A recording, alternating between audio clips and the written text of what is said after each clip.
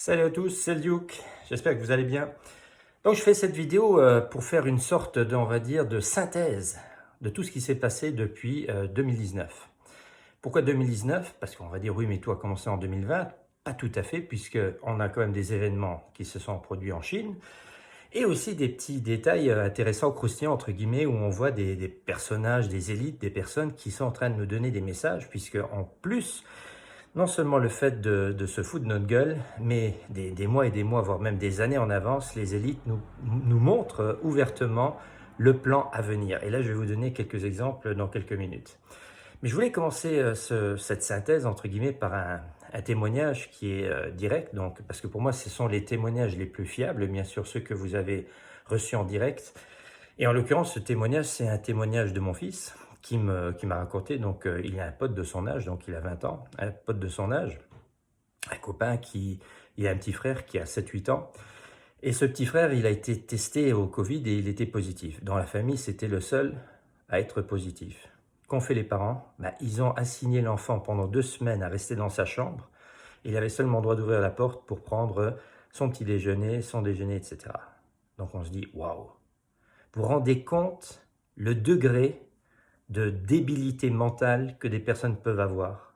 Bon, après, on comprend aussi qu'avec une sorte de lavage de cerveau H24, 7 jours sur 7, sur tous les médias, et ça va au-delà des médias, puisque aujourd'hui, on en est arrivé au point où on ne peut pas ne pas voir, il faut vraiment être aveugle et sourd pour ne pas voir ou entendre ce mot, hein, de ce soi-disant virus, de l'observer sous forme de, voilà, un masque, il faut rentrer avec le masque, ou bien partout, la télé. Donc c'est vraiment un matraquage d'informations, donc qui est anxiogène, donc qui fait vraiment peur, surtout des personnes qui n'ont pas d'autres, comment dire, d'autres informations, puisque après on va parler aussi de la censure, bien sûr, que les éveilleurs, les personnes qui osent remettre en question les versions officielles, bien sûr la censure que subissent ces personnes.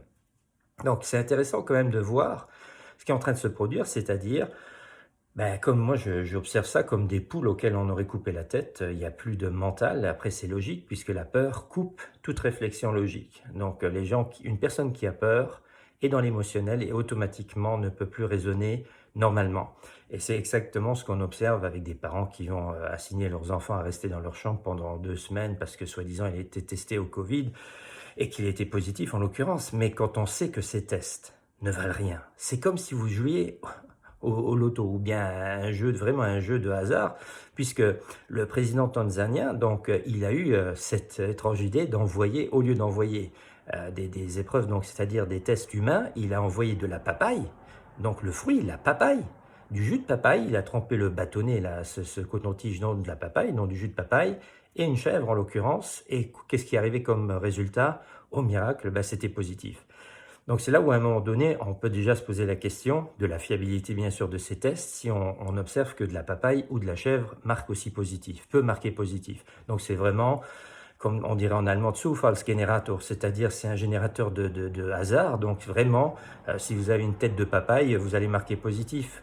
Ou bien il faut plutôt comprendre qu'est-ce que va tester, qu'est-ce qui est testé justement dans votre corps, ou bien qu'est-ce qui est vraiment testé. Et là, vous allez découvrir à un moment donné que ça n'a rien à voir avec la recherche d'un potentiel virus ou quoi que ce soit, mais c'est quelque chose d'autre qui est testé en vous.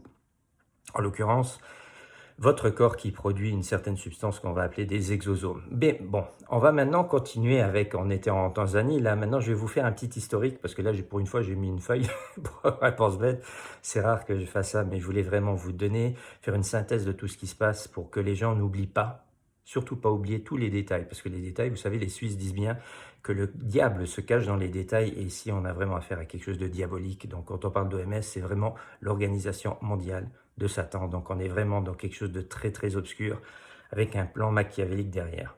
Donc Madonna, la chanteuse, la grande prêtresse Illuminati Madonna. Bon, il est vrai qu'un petit peu, on va dire Beyoncé et puis Lady Gaga ont repris le relais, mais là en l'occurrence en 2019, lors de la cérémonie d'Eurovision, donc c'était l'ouverture de l'Eurovision, je vous invite d'aller sur YouTube et d'aller voir son petit show qu'elle avait fait en 2019. Là on doit être aux alentours du mois de mai, avril-mai par là, donc s'il y a donc l'Eurovision. Bon, cette année il n'y en a pas eu en 2020, mais en 2019 il y en avait encore une cérémonie. Et là, quand vous voyez le spectacle que livre Madonna, bah, tout est là. C'est-à-dire, si on sait faire le décodage de ce show qui dure quand même une bonne dizaine de minutes, on voit une femme descendre d'un escalier, donc elle en l'occurrence, habillée tout de noir, avec un œil poché, donc il reste qu'un seul œil, donc on voit tout de suite à qui on a affaire, une couronne sur la tête, et vous allez même comprendre que cette couronne, hein, quand on parle de Covid, on l'appelle aussi Corona, donc la couronne justement, elle descend les escaliers, et elle est comme une sorte de prêtresse, donc quelque chose de très important, puisqu'il y a aussi des personnes qui sont habillées comme des moines autour d'elle, donc on ne voit pas leur visage. Et elle commence à chanter, bien sûr, et des hommes montent vers elle avec deux colonnes. Bien sûr, quand on parle de deux colonnes, on est toujours chez les francs-maçons, donc les colonnes maçonniques. Donc deux colonnes, des personnes qui montent vers elle, elle descend les escaliers. Et là, oh, qu'est-ce qui se passe? Il y a des personnes qui viennent vers elle, qui ont des masques à gaz. Comme vous savez, dans les tranchées de Verdun, ceux qui portaient ces fameux masques. Donc il y a une bonne 10, 15, 20 personnes qui dansent vers elle avec ces fameux masques, et elle les traite même de personnes naïves, donc des naïfs. Et à un moment donné, ils s'écroulent par terre, ils sont tous morts, ceux qui portent des masques. Donc c'est intéressant déjà de voir ça.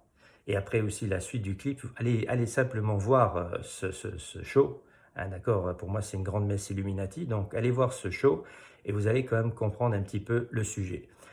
Et pourquoi je vous dis ça? Alors on pourrait dire, oui mais c'est un hasard tout ça, écoute, voilà. Mais écoutez, maintenant on parle du Covid. L'OMS est déjà en train de parler d'un prochain virus qui va venir, donc ils sont des voyants apparemment, ils sont Madame Soleil, ils nous parlent déjà d'un prochain virus qu'ils ont appelé virus X. Bon, c'est intéressant de voir que la couverture donc, de cet album de Madonna, c'est Madame X justement. Mais alors le plus troublant dans cet album, c'est quand vous le retournez, donc vous prenez l'album, vous le retournez, et qu'est-ce que vous voyez?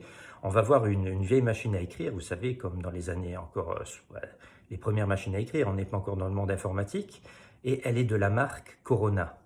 Bien. Quel hasard, encore une fois, de voir ces mots toujours les mêmes, donc une femme couronnée, Madame X, virus X, après Corona, etc., des personnes avec des masques. Le masque, c'est quand même le sujet du moment, on est d'accord pour dire que c'est vraiment le sujet, un des sujets les plus importants du moment, le fait de porter le masque ou pas, etc. Donc c'est un exemple dont je vous donne, comment l'année dernière, déjà en 2019, bah, ils étaient en train de nous montrer, regardez ce qui va arriver. Ensuite, il y a bien sûr la couverture du journal The Economist. Alors là, on a tout ce qu'il faut. Donc, il y a même le pangolin qui était aussi pour 2019. The Economist, qui est quand même un journal qui appartient entre autres au Rothschild, donc la famille Rothschild. On voyait le pangolin. On voit un panda qui nous fait référence bien sûr à la Chine, puisque le panda, ça vient de Chine. Pinocchio, ça c'est l'Italie. Bon, il n'y a pas que Pinocchio, là il y a aussi l'homme de Vitruve carrément et la Joconde, donc de Léonard de Vinci, qui nous fait allusion à l'Italie. Quand on voit un petit peu l'historique de ce qui s'est passé, ça a commencé en Chine, après on a parlé de Milan, donc le nord de l'Italie, etc. Donc un journal, encore une fois, où on se dit que fout le pangolin, hein, cet animal où soi-disant toute la merde qu'on connaît serait provenue de ça. Bon, après, lui, c'est le bouc émissaire, bien sûr, cette pauvre bestiole, mais c'est simplement pour vous montrer, encore une fois, que dans un journal comme The Economist, il y a quand même des éléments, des symboles très parlants aujourd'hui. Et puis après, on voit même des personnes donc on voit même des seringues, enfin des choses comme ça sur la couverture de The Economist. Je voulais aussi vous raconter encore une fois, pour ceux qui auraient la mémoire courte, de cette personne, donc comme moi, une personne qui est un peu éveillée, qui a eu donc cette idée d'aller prendre en vidéo, de rentrer dans des hôpitaux, et surtout là où il y a les urgences et tout ça, où c'était vraiment le pic, hein, où on était même, confinés, donc on nous avait donné l'ordre de rester à la maison. Ben lui, il s'est dit, moi je vais sortir et je vais voir ce qui se passe dans les hôpitaux. Donc il a pris son portable, il a filmé l'entrée des hôpitaux, les urgences et tout ça. Il a fait ça sur plusieurs hôpitaux dans sa région. Et aux surprises, c'était vide. D'accord? Et maintenant, je ne sais plus le nom de cette personne, donc, mais ce qui est sûr, c'est que sa vidéo aussi, bien sûr, elle a été très rapidement retirée du circuit, donc pour bien que les gens ne fassent surtout pas de rapprochement, de dire, ah bon, attends, à la télé, ils sont en train de dire que les gens tombent comme des mouches, et puis lui, il est en train de filmer des urgences vides dans des hôpitaux, etc. Donc, mais pourtant, ce sont des choses qui ont été vues au début de l'année. Ensuite, les chiffres, bien sûr, au niveau des chiffres, si je prends la grippe qu'on a actuellement, c'est-à-dire on parle d'une grippette, d'accord? Si vous prenez la quantité de personnes qui sont soi-disant décédées du Covid, et vous allez regarder dans les archives, c'est-à-dire sur le net, on a simplement besoin de marquer sur Google mortalité ou bien quantité de morts, grippe saisonnière, et vous marquez une autre date. Et là, vous aurez des chiffres précis. Enfin précis, vous aurez des chiffres en tout cas, ce qui est sûr. Et quand vous les comparez aux chiffres actuels, et qu'est-ce qu'on va constater? Ben, on a les mêmes quantités. On a les mêmes quantités de personnes décédées cette année. Après, il y en a qui vont dire non, non, les chiffres, ils sont beaucoup plus importants. Alors maintenant, je vais juste vous expliquer des cas, encore une fois, que j'ai vécu en réel. C'est pas j'ai entendu dire que, non, c'est vraiment des témoignages directs de personnes qui ont été testées, où on leur a dit qu'ils avaient le Covid, alors qu'en réalité, ils avaient probablement qu'une petite grippette. En l'occurrence, mes beaux-parents.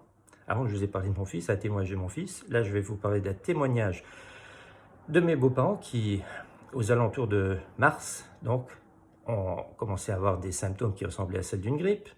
Mais, au lieu d'être auscultés par leur médecin directement, ça s'est fait par vidéoconférence. D'accord? Moi, je suis en train de vous parler, d'accord, par vidéo, à travers la vidéo. Donc, c'est une auscultation qui a été faite par ce biais-là. Et qu'est-ce qu'elle leur a dit, leur médecin généraliste? Ah, vous avez le Covid. D'accord? Voilà, c'est très simple pour dire qu'une personne a le Covid si il a le nez qui coule, il a une petite toux. Maintenant, je vous dis, la période où il y a des chaleurs de dingue et puis on passe chaud-froid, vous savez, avec les clims et tout ça, je peux vous dire, ça peut aller très très vite pour avoir mal à la gorge, mal aux poumons, etc. si vous déconnez avec la clim ou quoi que ce soit. Mais faites gaffe de n'allez pas vous faire tester parce que là, vous allez être positif et alors vous aurez droit à toute la batterie de tests ou bien de quarantaine et toute la merde, et même vous serez dans les petits papiers pour être les premiers à être vaccinés puisque vous avez été testé une fois positif. Voilà, donc, parce que votre corps, il est tout le temps en train, bien sûr, de réagir par rapport à des problèmes qu'il peut rencontrer, etc. Donc, mes beaux-parents ont été testés, on leur a dit qu'ils étaient positifs au Covid par vidéoconférence. Mais j'ai mieux, on a toujours mieux, hein. Donc, une collègue de travail, une femme de ménage, donc une dame qui bosse dans le même endroit que moi, elle a une copine qui a depuis toujours de l'asthme, mais depuis tout jeune, elle a eu des problèmes de respiration et tout ça. Et là, ses médocs elle a été au bout de son traitement, donc elle a téléphoné chez un médecin pour avoir une rallonge. Et là, comme elle se plaignait un petit peu, le docteur a eu la bonne idée de lui demander de tousser à travers le téléphone. Automatiquement, elle a toussé à travers le téléphone. Imaginez, voilà, qu'est-ce que va dire le docteur? Vous avez le Covid. Ah non, non, ça c'est pas votre asthme, vous avez le Covid. Waouh! Et là, on comprend comment les chiffres peuvent être gonflés si chaque personne qui a un nez qui coule ou je ne sais quoi, et donc on va lui dire t'as le Covid. Mais il faut savoir aussi que, par exemple, chez les médecins français, donc les généralistes, bon, imaginez, vous venez avec une petite grippette saisonnière. Il va vous ausculter, tout ça, il va faire après sa petite facture. Ben, en France, c'est 25 € pour une visite comme ça normale, entre guillemets, 25 €. Mais s'il marque en dessous Covid, cette personne qui est en face de moi a le Covid, ah tiens, ils reçoivent une prime entre 55 et 60 € de l'État français. Donc, à partir de là, il y a beaucoup de médecins. Après, bien sûr, on va dire, oui, mais tu veux dire que tous les médecins sont corrompus, je ne sais quoi. Non, mais ça motive un petit peu quand même de dire, bah oui, allez, il a le Covid et puis l'affaire est réglée. D'accord? Donc, si on s'imagine, au lieu d'avoir 25 €, on a presque 80 €, ça met, comme on dit, du beurre dans les épinards. Voilà, donc à partir de là, on comprend que les chiffres Covid, là je vous ai donné deux exemples, hein, donc de personnes que j'ai rencontrées, on leur a dit qu'ils avaient le Covid alors qu'ils n'avaient rien du tout. Et d'un autre côté, donc un test, bon ça je ne peux pas maintenant dire que c'est direct, mais quelque chose qui m'a fait aussi bien rire, ce sont des Américains qui voulaient aller se faire tester pour savoir s'ils avaient le Covid, bien sûr. Et donc, en Amérique, qu'est-ce qui se passe? Vous vous présentez, vous devez signer un document, vous devez remplir un document, voilà, votre identité, tout ça, décliner votre identité, patati, adresse ou blabla. Et puis après, une fois que vous avez remis le document, vous allez dans une file d'attente et puis là, on va vous tester. Et quand ces deux personnes, c'était un couple, donc ils avaient fini de remplir leurs papiers, donné ces papiers à l'infirmière, la personne qui était présente. Quand ils ont vu la file de personnes qui étaient là, donc pour attendre de se faire tester, bah, ce couple a décidé de ne pas attendre. Ils ont dit non, non, on ira un autre jour, ou bien maintenant, ça ne nous intéresse pas, ça dure trop longtemps. Ils sont rentrés à la maison, mais le jour après, ils ont quand même eu par courrier une réponse de leur test, qu'ils étaient positifs bien sûr, mais comment est-ce qu'ils peuvent avoir un résultat? Ils n'ont pas fait le test, ils ont seulement rempli les papiers. D'accord? Et voilà, et là on se dit, qu'est-ce qui arrive là? Qu'est-ce qui se passe? C'est quoi le délire dans lequel on est? Donc ce sont tous des témoignages. Donc là, je vous ai donné 2 témoignages directs, même 3, avec, si maintenant je prends l'histoire de mon fils, mes beaux-parents, la collègue de travail, après un où je ne peux pas certifier que c'est vrai, mais je serais quand même assez disposé à dire que c'est vrai justement. Donc on se dit à un moment donné, c'est quoi le délire? Voilà, donc nous trouvons devant une pseudo-pandémie où les médias, les merdias, qui sont vraiment des salopes absolues, c'est-à-dire, je vais dire, au-dessus, il y a les politiciens, mais en dessous, tout de suite, on a les merdias, donc qui vont répandre après, c'est nous, soi-disant, qui répandons des fake news et tout ça, mais bon, bref, on est vraiment dans un truc de dingue, un délire absolu. Après, il faut comprendre aussi le plan qu'il y a derrière. Donc, maintenant, je vais vous faire un petit cours de biologie à la sauce au Duke, puisque j'ai quand même fait un petit peu le tour de ce sujet, puisqu'on avait largement le temps aussi pendant le confinement, au lieu de faire des conneries à longueur de journée, de jouer des jeux en vidéo, en ligne ou je ne sais quoi d'autre, disons que moi j'ai eu l'idée de m'intéresser d'un peu plus près, entre guillemets, des travaux d'Antoine Béchamp. J'ai téléphoné à l'INSCOI, donc j'ai eu des échanges avec des pharmaciens, avec des personnes qui sont dans la profession médicale, etc. Et là, en l'occurrence, aussi surtout comprendre les travaux d'Antoine Béchamp, qui était vraiment à côté de Pasteur, l'imposteur, un vrai génie qui avait vraiment saisi le fonctionnement du corps humain et comment les maladies pouvaient se déclarer en nous, mais en restant bien sûr dans une logique complètement différente de celle des lobbies pharmaceutiques qui contrôlent le monde médicinal aujourd'hui. Donc, je vais simplement vous expliquer une chose qui m'est apparue, et vous allez, après, ça va être, bien sûr, je vous impose aucun dogme, c'est pas maintenant que je vais dire ce que dit est la vérité, c'est une parole d'évangile ou je ne sais quoi d'autre, mais simplement, votre intelligence, utilisez votre intellect pour valider ou pas ce que je vais expliquer. Donc, quand vous vous déplacez dans la nature, quand vous observez le monde extérieur, nous avons, déjà quand on prend les 2 mots, la matière, la matrice, la matière, la matrice, dans ces 2 mots, il y a le 3, tris, tiers et tris qui est caché dedans.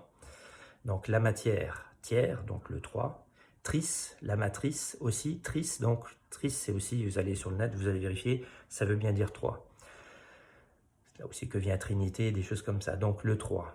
Et en l'occurrence, le 3, quand on observe la nature, on a un trio, un tiercé gagnant, on va dire. Donc le trio, c'est quoi? On a le monde minéral, le monde végétal et le monde animal. Donc ce sont 3 règnes qui fonctionnent l'un dans l'autre, donc les 3 sont importants l'un pour l'autre, et on observe le monde extérieur, le minéral, donc des pierres, bien sûr tout ce qui est pierre, et là, on comprend aussi que si vous prenez des termes, puisque j'ai bossé pendant plus de 10 ans l'armée luxembourgeoise, quand il y avait des attaques, possibles, on appelait des attaques NBC. N pour nucléaire, B pour biologique et C pour chimique. NBC. Donc déjà, il n'y a pas de V. Il n'y a pas virus, on parle juste de nucléaire, de biologie et de chimie. Donc il y a tous des habits spéciaux avec des masques, enfin tout ce qu'on doit mettre pour se protéger d'agressions, d'attaques NBC. Le monde des pierres, dont le NBC en fait, c'est le N, nucléaire. Alors vous allez dire comment est-ce que tu peux relier la pierre au nucléaire? L'uranium déjà pour commencer. Donc si on prend l'uranium, c'est une pierre qui va émettre des vibrations, des fréquences, des radiations, c'est la même chose, le mot vibration, radiation, c'est la même chose, qui sont tellement puissantes que si vous vous trouvez à proximité de ces pierres, donc vous n'avez même pas besoin de construire une bombe atomique ou quoi que ce soit, le simple fait de mettre de l'uranium sur votre table de nuit, et vous restez dormir toute la nuit, enfin des nuits entières, c'est-à-dire des semaines, des mois, vous allez mourir d'un cancer généralisé. Donc le N de nucléaire, on parle des minéraux, des pierres. Et là, c'est pour ça aussi que la lithothérapie fonctionne, puisque s'il existe une pierre, l'uranium en l'occurrence, qui peut vous détruire, ben, il existe aussi tout un panel de pierres qui peuvent vous soigner, puisqu'ils ont des fréquences, des vibrations qui peuvent rééquilibrer votre corps quand il perd sa fréquence, ses fréquences. Bon, après, c'est toute une question de vibration, de guérisson, d'accord, de harmonie du corps, etc. Donc, de comprendre que le monde des pierres, c'est la lettre N, donc le nucléaire, et là, on comprend le monde des fréquences. Et donc, si maintenant, je peux tomber malade avec des fréquences, le soleil aussi émet des fréquences, des vibrations. Et on comprend que ces fréquences du soleil ne sont pas identiques tout au long de l'année. Il y a des périodes où le soleil est beaucoup moins présent, donc là on comprend que le corps il est moins attaqué, entre guillemets, je dis bien entre guillemets, parce que l'attaque en fait c'est une attaque, mais le corps ne fait rien d'autre que de se remettre en équilibre, de s'adapter. Donc le soleil, une fois que le printemps arrive, l'été, il est plus puissant, le corps il doit tout le temps fournir des efforts pour retrouver un équilibre par rapport à ces fréquences du soleil. Mais là, on a parlé de tout ce qui est mère nature, c'est-à-dire les pierres, le soleil, mais après toutes les fréquences qui ont été créées par l'humain. Donc là, on parle vraiment d'un panel de fréquences de dingue. On a commencé avec l'électricité au début du XXe siècle, oui, du XXe. Électricité, bon, déjà aussi fin du XIXe, mais donc le monde électrique qui commence à s'installer dans les villes, etc. Après, on a les radiofréquences, les fréquences téléphoniques, la Wi-Fi, les micro-ondes, enfin, toute forme de fréquences qui vont avoir aussi un impact sur les corps, sur le corps humain en l'occurrence, qui va toujours devoir établir un équilibre par rapport à cette attaque, entre guillemets. Et là, on comprend que ce monde des fréquences, donc le N, le fameux N, c'est une possibilité de tomber malade. Mais la maladie, on comprend à un moment donné que la maladie, c'est pas tomber malade, c'est simplement le corps qui essaye de retrouver l'équilibre par rapport à cette attaque-là. En l'occurrence, là, on vient de parler que des attaques vibratoires, c'est-à-dire tout ce qui touche les fréquences, qu'elles soient naturelles ou créées par l'homme, synthétiques. Et là, c'est pour ça aussi que le sujet de la 5G, il est facile à comprendre à un moment donné. Si maintenant, pendant plusieurs années, voire décennies, bon, je ne sais pas exactement quand est-ce que la 4G a été mise en place, mais si le corps s'est adapté à la 4G, il est clair qu'une fois que la 5G est allumée, il va de nouveau devoir faire un travail donc, pour se adapter à cette nouvelle fréquence qui va d'abord avoir des répercussions très importantes sur les plus faibles, bien sûr. Donc les personnes âgées, les personnes qui ont déjà des maladies chroniques et tout ça, les enfants enfin en bas âge et tout ça. Donc les personnes qui sont le plus en danger sont ceux-là en l'occurrence. Ensuite, on va prendre le C de NBC. Donc N, c'était nucléaire, donc tout ce qui est radiation, vibration, fréquence. Le C, le B, on va le faire en dernier. Le C, c'est chimie. Donc là, on est dans le monde végétal. Puisqu'on est d'accord, quand on parle de chimie, on parle aussi de poison. Et donc, en l'occurrence, de comprendre que dans le monde naturel, donc dans Mère Nature, créer des substances que nous pouvons intégrer sans problème, que le corps va digérer, il y aura toujours, bien sûr, un échange d'informations, c'est-à-dire quand on mange un aliment, on reçoit toujours une information, il nous apporte quelque chose, sinon ça ne servirait à rien de manger, mais il nous apporte quelque chose, mais autant il existe des fruits, des légumes qui sont pas dangereux pour l'organisme, si on n'en abuse pas bien sûr, mais autant il existe aussi dans la nature, bien sûr, des plantes, des baies, des choses comme ça qui peuvent entraîner chez nous la maladie. Donc des poisons en l'occurrence, et puis il y en a même qui peuvent être très très dangereux et très rapidement. Et là, bien sûr, encore une fois, on a parlé de Mère Nature, mais de l'autre côté, il y a toute la panoplie de poisons qui ont été créés par l'homme, donc d'une manière synthétique. Là, on a les lobbies pharmaceutiques, mais aussi, surtout, et ce qu'on a tendance à oublier, c'est dans la nourriture. Et c'est intéressant aussi de voir que les groupes chimiques qui créent les médicaments, donc qui vont créer les substances pour faire des médocs, ce sont les mêmes qui vont livrer de la chimie, donc des produits chimiques qui vont nous rendre malades à travers la nourriture. Donc ils gagnent deux fois, bien sûr, une fois en nous empoisonnant et une fois en faisant semblant de vouloir nous soigner avec des médicaments. Donc là, on a évoqué le C de NBC, la lettre C, puisque c'est le monde de la chimie, donc le monde végétal. Je vous avais dit, il y a le règne minéral, végétal et animal. Et ça, en l'occurrence, c'est le B de NBC, donc biologie, biologique. Ici, on est plutôt du côté du règne animal, puisqu'on est d'accord pour dire que si vous allez dans les Ardennes luxembourgeoises ou de Belgique, moi j'habite au Luxembourg, si vous êtes dans les Ardennes, il y a de fortes chances que vous tombiez nez à nez avec un sanglier, et si vous avez le malheur qu'il est mal luné ou bien qu'il a ses petits, c'est une femelle et elle a ses petits à côté d'elle, il y a de fortes chances pour que vous fassiez charger par ce sanglier. Donc si vous vous faites attaquer par une grosse bébête, s'il y a une possibilité pour que vous fassiez attaquer par une grosse bébête, il est logique aussi que vous puissiez vous faire attaquer par de microscopiques bébêtes. D'accord? Et là, on parle des bactéries, des microbes. Et là, la clé, elle est très simple, justement, pour ne pas avoir ce problème, c'est tout simplement l'hygiène.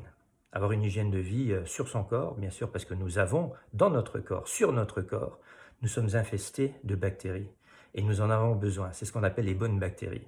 Donc, la flore intestinale, dans l'estomac, enfin, plutôt dans le tube digestif en bas, on a des micro-organismes, des bactéries et tout ça qui sont hyper importantes pour notre vie, pour notre survie. Mais après, il est clair que si déjà aussi, si je m'empoisonne avec des poisons, et là on voit aussi, bien sûr, le monde végétal, combien il peut avoir aussi un impact sur ça, donc tout est imbriqué l'un dans l'autre. Et donc, avec ces petites bébêtes, là, c'est tout simplement une question d'équilibre, encore une fois.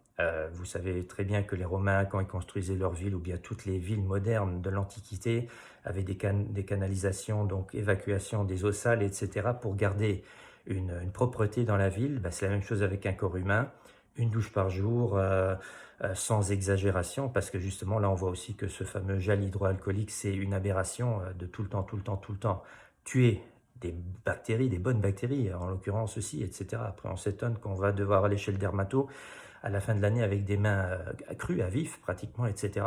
De comprendre que l'histoire de l'hygiène, elle est hyper importante, que ça soit sur mon corps, intérieurement, extérieurement, mais aussi le lieu où j'habite, etc.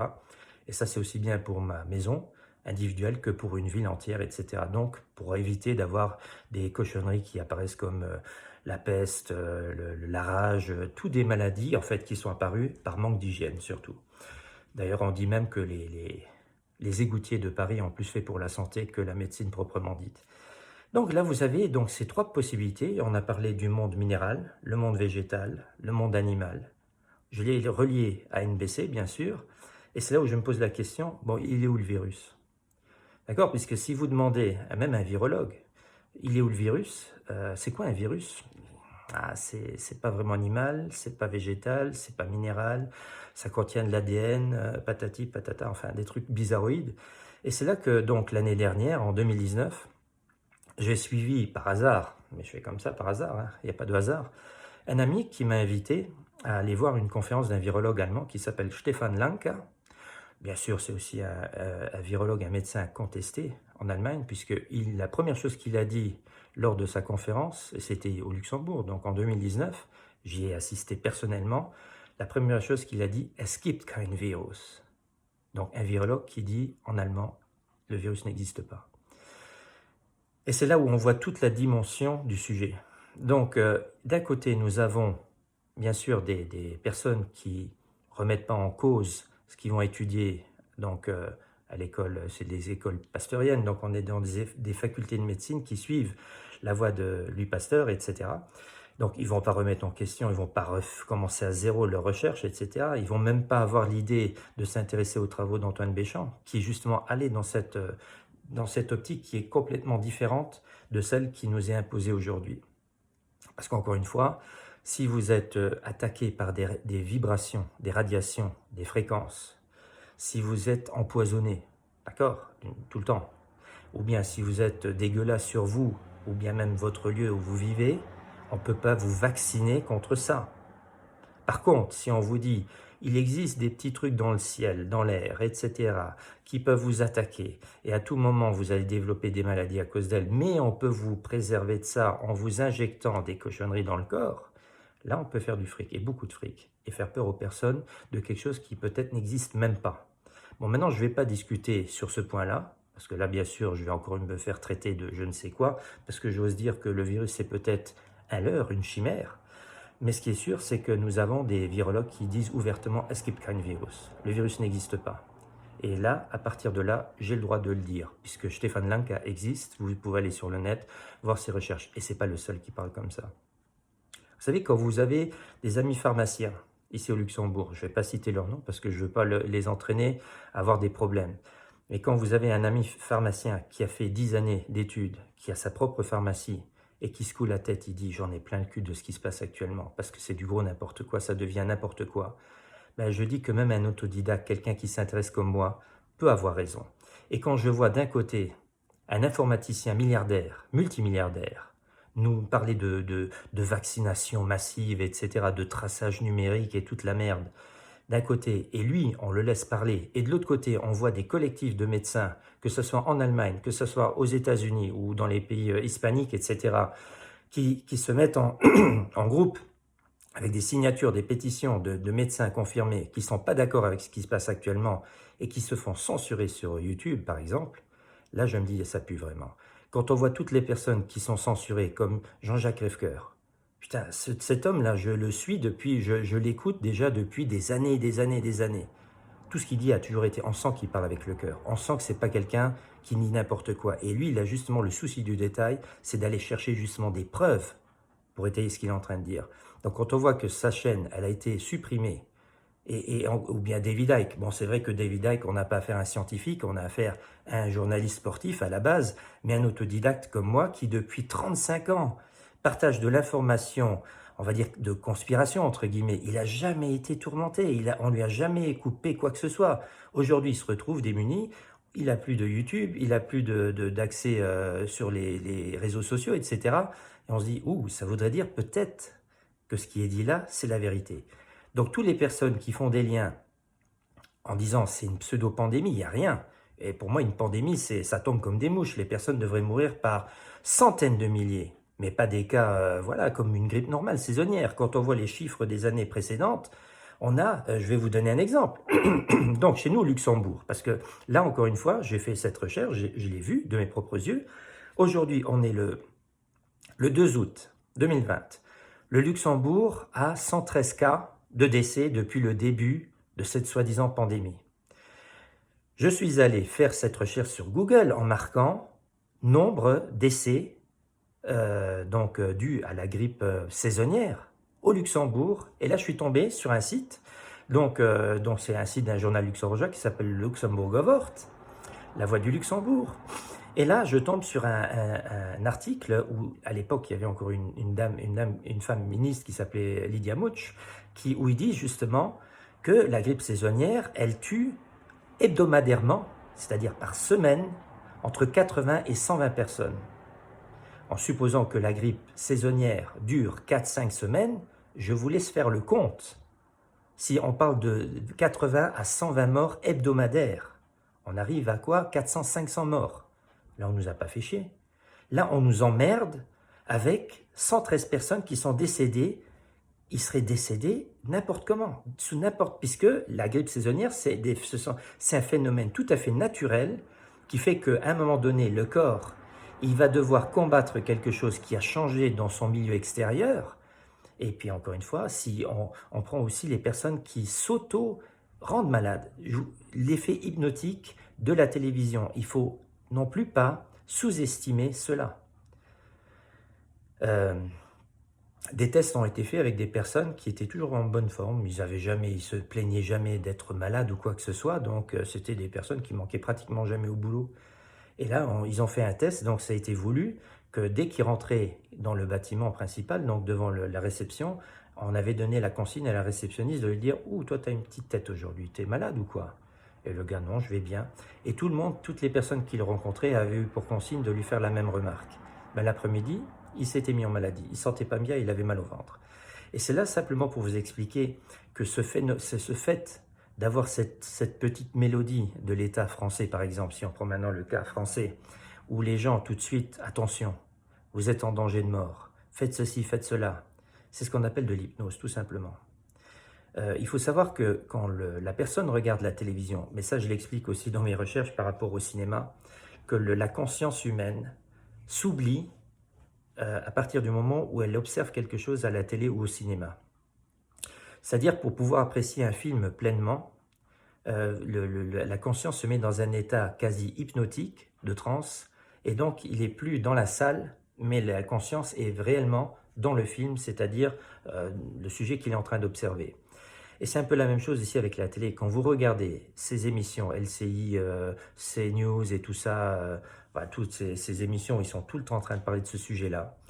La conscience se met dans un état hypnotique et elle est prête à être programmée d'une certaine manière. Et bien sûr, c'est toujours une question d'influence. Et je pense que je vais arrêter avec cette phrase-là, donc ce que je vais vous expliquer, parce que c'est hyper important de comprendre ça. la personne qui est en face de vous, elle a l'influence que vous lui donnez. C'est-à-dire que si vous donnez de l'importance aux médias, aux politiciens, aux ministres de la Santé, aux soi-disant experts qui passent à la télé, parce qu'encore une fois, les experts, il y a seulement ceux qui vont parler pour, bien sûr, ils ne vont pas aller contre, et ceux-là, ils ne sont pas invités, il y a seulement ceux qui sont déjà payés par les lobbies pharmaceutiques qui vont bien sûr aller dans le sens de ce qu'on veut que les gens entendent, mais ceux qui sont tout autant scientifiques, comme ceux qui se font censurer sur le net, ben ceux-là, on ne les voit pas à la télé. Donc si maintenant vous donnez du crédit, vous donnez de l'importance à la personne que vous regardez, que vous observez, que vous écoutez, que vous entendez, donc vous lui portez de l'attention, de l'énergie. Et automatiquement, sa parole, ce qu'il va dire, va avoir un impact beaucoup plus fort en vous que si maintenant vous le voyez à votre niveau. C'est-à-dire, si vous avez assez d'intelligence d'écouter, on va dire, d'une manière neutre, sans maintenant tomber sous l'influence de ses paroles et de dire, bon, j'ai entendu, mais maintenant je vais faire mes propres recherches, je vais regarder ce qu'il en est. Et là, automatiquement, là, vous êtes quelqu'un qui est libre, libre. Vous n'allez pas tomber sous l'influence de ses paroles. C'est ce qu'on appelle l'effet nocebo. L'effet placebo, on a souvent entendu parler de cet effet-là, c'est-à-dire je te donne un tic-tac, d'accord, je te dis que c'est un médoc et tu vas voir, ça va aller mieux. Et là, on voit tout d'un coup des personnes qui disent « Ah oui, je vais mieux, c'est vrai ». C'est l'effet placebo. Mais l'effet nocebo existe aussi, c'est-à-dire c'est justement cette programmation de dire la personne d'une manière inconsciente accepte qu'il y a vraiment un problème et elle va elle-même créer la maladie sous forme d'hypnose, puisque tout est une projection, c'est-à-dire le monde dans lequel nous vivons, c'est rien d'autre que des croyances. Donc à partir du moment, il y a des personnes qui peuvent se rendre malades en l'espace de quelques secondes. Et pour finir, donc, parce qu'on est encore un petit peu dans ce même sujet, et c'est pour vous montrer que la maladie, c'est quelque chose de vraiment, qui est une illusion d'une certaine manière, c'est des personnes qui ont des dédoublements de personnalité. Vous connaissez bien sûr l'histoire de Norman Bates, donc dans Psychose d'Alfred Hitchcock. Ben, ça c'est peut-être un film, mais c'est quand même basé sur des personnes qui ont vraiment des problèmes, c'est-à-dire ils peuvent changer d'une seconde à l'autre de personnalité. Et ils le font d'une manière inconsciente.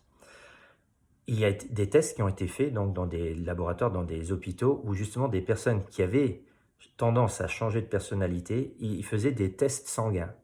Donc c'est-à-dire, imaginez, de minuit jusqu'à midi, vous vous appelez Monsieur Dupont, et de midi jusqu'à minuit, vous vous appelez Monsieur Martin. Donc on va faire maintenant une analyse sanguine à Monsieur Dupont. Il est, allez, je vais dire, il est midi moins 10. Donc on a ces résultats. À midi 10, il a changé de personnalité, il ne s'appelle plus Monsieur Dupont, il s'appelle Monsieur Martin. On va refaire une analyse sanguine et regardez quel hasard, ce sont des autres valeurs. Et pourquoi c'est comme ça? C'est parce que Monsieur Martin a tout à fait une autre vie que Monsieur Dupont. Et ça, ce sont des choses qui ont été faites où on voit bien que tout se joue dans la conscience, c'est-à-dire dans l'invisible, dans le monde invisible.